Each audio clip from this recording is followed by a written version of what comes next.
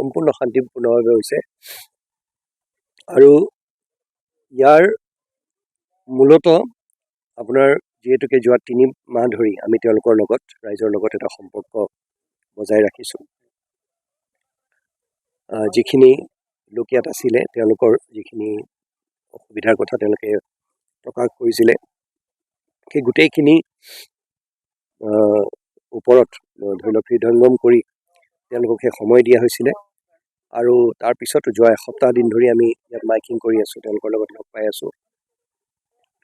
যিখিনি অসুবিধাৰ কথা তেওঁলোকে প্ৰকাশ কৰিছে গোটেইখিনি কথা সুন্দৰকৈ তেওঁলোকে বিচৰামতে কৰা হৈছে। সেইকাৰণে মই ভাবোঁ যে যি আহ্বান জিলা প্ৰশাসনৰ তৰফৰ পৰা বা বন বিভাগৰ তৰফৰ পৰা জনোৱা হৈছিলে তেওঁলোকে মানি লৈছে আৰু নিজাববীয়াকৈ আমি ধৰি লওক দেখিছেই নহয় এতিয়া পকাৰ ঘৰ এটা JCB এখন দি ভাঙিব লাগিব, কিন্তু কোনো তাত তেনেকুৱা চিঞৰ বাখৰ বা তেনেকুৱা একো হোৱা নাই।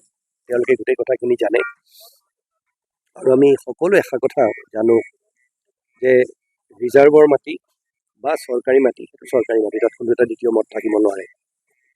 সেইকাৰণে সেইখিনি কথা তেওঁলোকে উপলব্ধি কৰিছে, নিজাববীয়াকৈ তেওঁলোকে খালী কৰি দিছে।